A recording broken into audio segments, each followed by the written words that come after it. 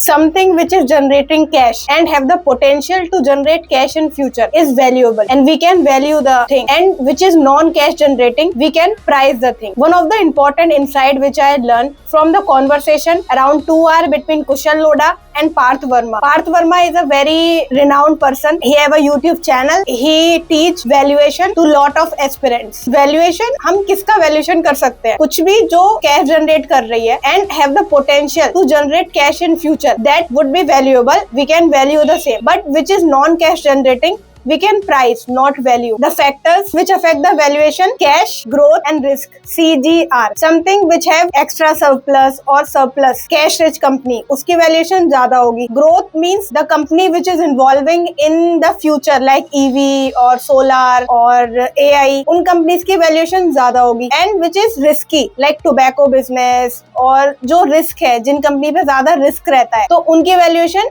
कम होगी. I recommend to watch full video to all who want to learn the valuation.